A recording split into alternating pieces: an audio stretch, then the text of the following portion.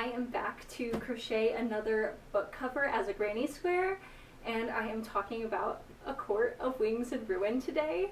This is one of my favorite, I think this is my favorite book from the Sarah J. Maas universe. So I wanted to talk about it while I crochet a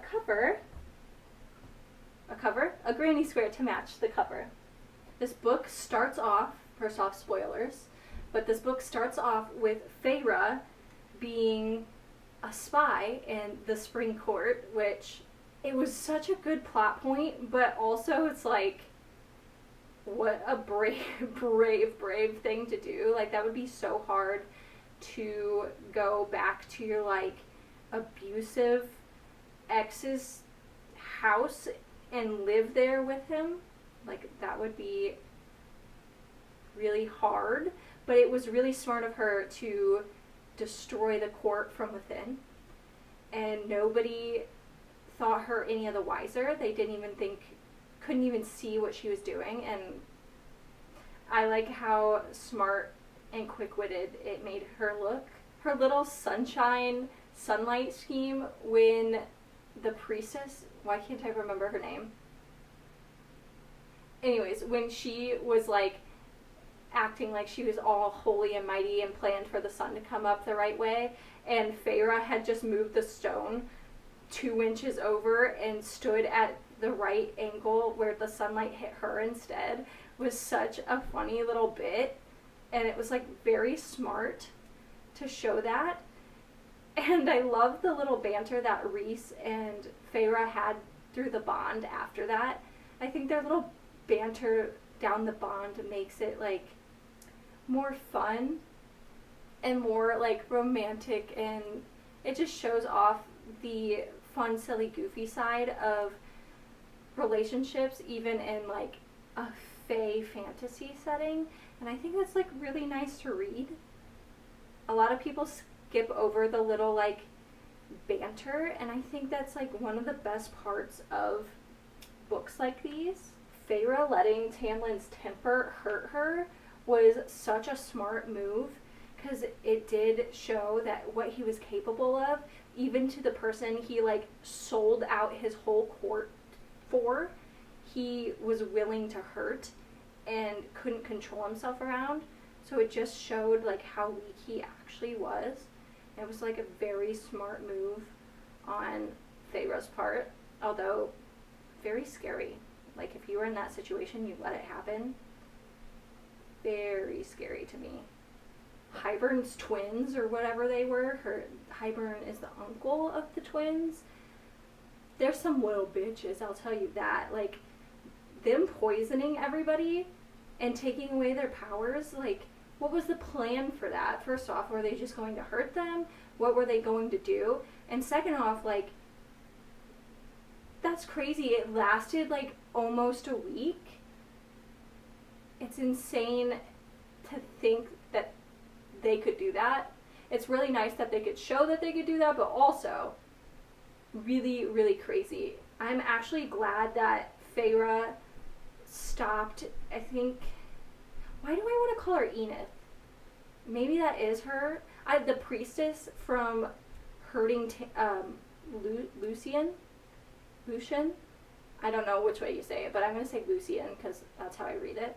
I'm glad that she stopped her from hurting him, and that Feyre killed off the twins and took Lucian with her to the Night Court. I'm glad that it showed a little plot there of her saving him, even though he never once saved her. I'm also glad that Feyre's plan worked out. It just like shows how quick-witted she was, and how little that the Spring Court thought of her. I'm so happy that Az and Cass showed up to save her and Tamlin from the Autumn Court in the Winter Court, if that makes sense. It like made me so happy. Like, I was giddy reading that they showed up and like were protecting them, and it made me so happy that they found her and got to her in time. I loved getting to know Asriel, as his personality when he was training Feyre to fly.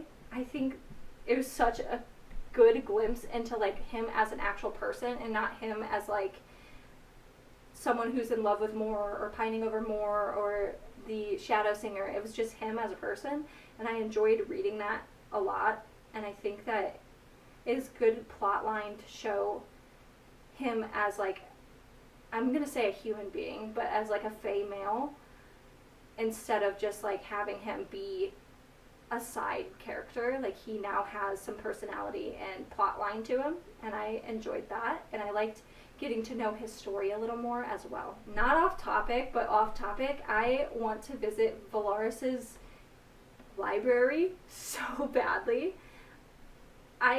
It has to be better than the Dublin Long Room. Like, it has to be better than that, and I can't even imagine something like that. Like, I need to see this library now. I also, for some reason, got a lot of joy out of reading about the family's jewel room that is just for Rhys and Feyre and whatever kids they have. I liked how extravagant and beautiful that it sounded, and I kind of want to visit that too, just to see what's in there. I think that if there's ever a TV show, like, I need to see that room. It just sounds like so luxurious. And I'm never gonna be in a place like that in my life, so I would love to see it. I really enjoyed that the Night Court went as themselves to the King's meeting, and I liked that Rhysand showed up with his wings out. Like, nobody had ever seen that before, and he showed up as his true self. And I think that showed, I don't know how else to explain it, but it just showed how much the Night Court cares about each other and how comfortable he is around them and how much they want to band together with all of the kings to make this war happen, but in a way that they could actually win.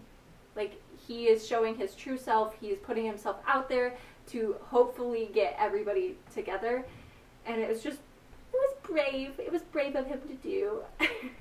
I think one of the best parts of this book is obviously the battle, but also the King's meeting.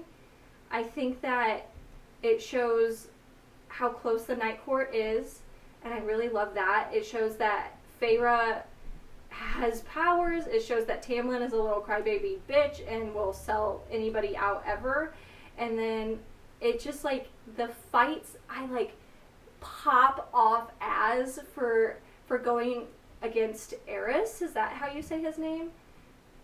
For fighting him, for saying stupid shit. Like, I pop off. I mean, he was going to town, and it was a little cheesy that Feyre got up and was like, come with me. But I like that he was fighting him. It was cool to learn that Nesta is an extension of the cauldron. That she can, like, track it and feel it, and took some part of it. It's, like, really interesting to learn more about that. And it was so surprising that, I'm going to say Jurian, I don't know how you actually say his name, but the human guy is actually on the side, the right side. You would think that he wouldn't be because he was trapped under the mountain with Amaritha. I don't know how you say that. But he was on the right side, and that is actually so shocking. But it's a good plot twist that you wouldn't really expect. Bryaxis making bargains with Feyre. It's an interesting plot point. I just want to know what Feyre has over all of these, like, beings, because I feel like they wouldn't be making bargains with anybody else, but they are with her. So I really want to know what's so special about her, other than her being called the curse breaker, or her being part of all the kings combined. Like, is that just it? Or like, why are they all so willing to be bargained with from her? Reese, Cass, and Az going into battle against Hybern made me anxious, even though like I've read this book before. It just like made me very anxious because I was like, no, I don't want anything bad to happen. And I'm like, I've fully read this book before, but I like that it can evoke those emotions even if I know what is going to happen. It's like a powerful book to be able to do that. I don't know if anybody else agrees, but I do think that it evokes emotions that most books don't for me. And that's why I think that I rated this one a 5-star. Cassian fighting must be a sight to behold. Like, he is plowing down, like, I just can't imagine like watching that happen. But it has to be a sight to behold, for sure. I loved that Nesta noticed that Cassian was hurt after the battle.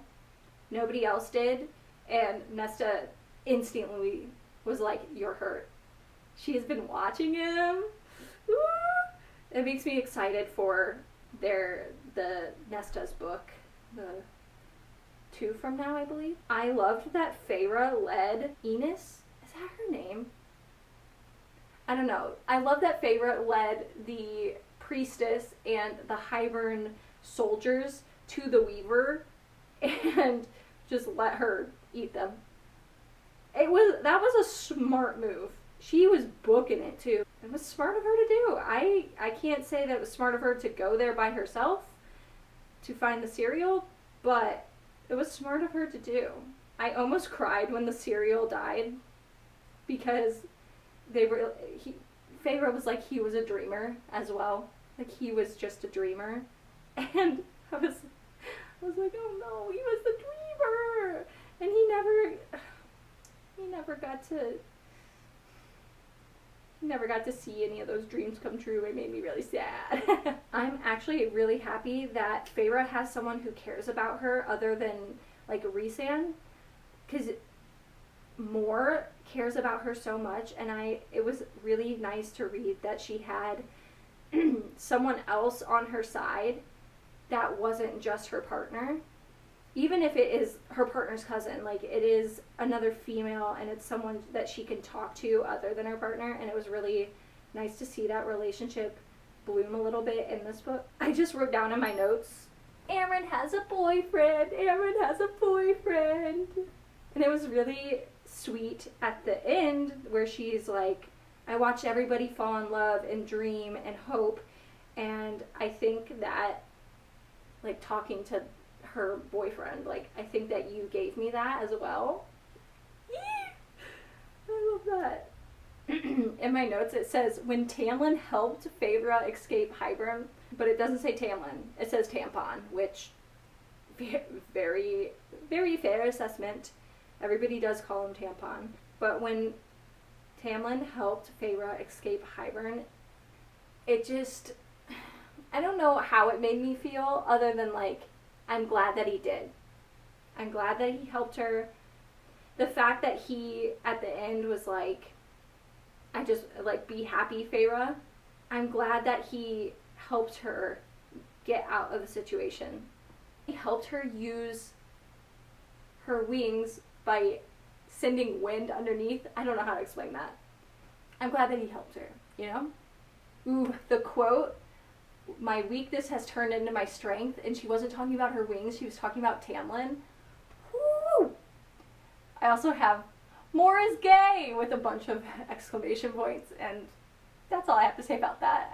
I'm excited to see her story, if it does come to fruition. The Weaver, the Carver, and Bryaxis all showed up to unleash themselves on Hybern, and I was like, yes! I don't want to like Tamlin, but I'm glad that he pulled the Autumn Court and had them fighting for the right side. It's just, I'm glad that he did that. I'm glad that he left and he made his decision that he was going to help out everybody in the end. It's really cool to read that the Autumn Court was blowing up the Faebane to help all of the Fae.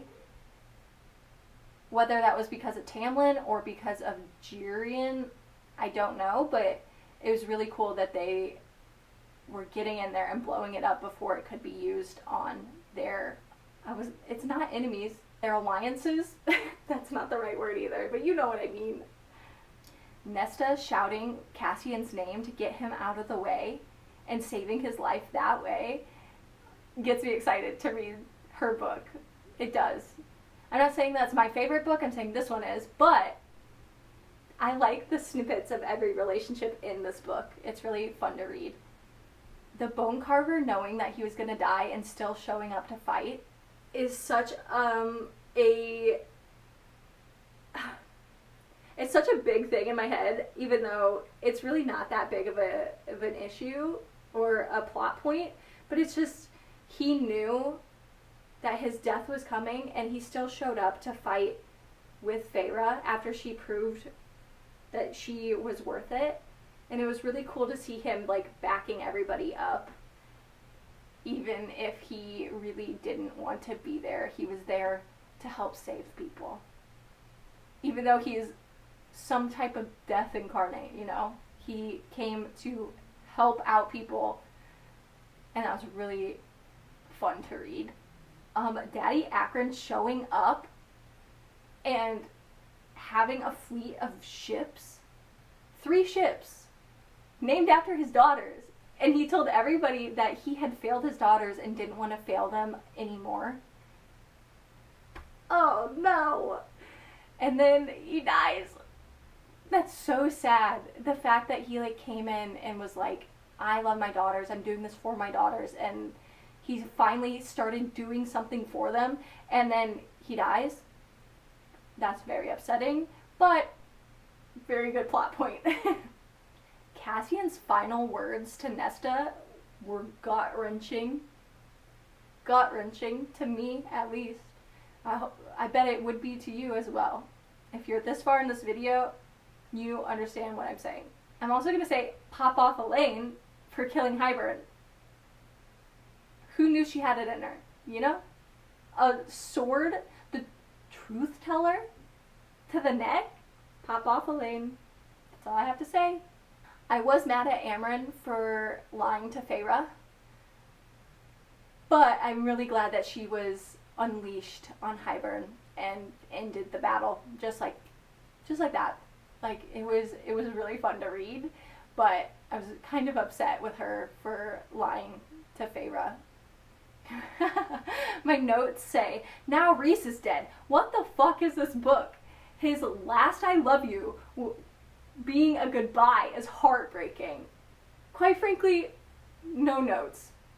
It was heartbreaking. The fact that she didn't know it was his last I love you until she thought back on it, and it was like, oh no. And then Rhys and Amren coming back together, and Amren is no longer whatever she was. She's just a high fae. Fantastic plot point, first of all. Second of all, I love that Rhys came back. It was not his time to die. They needed more time together.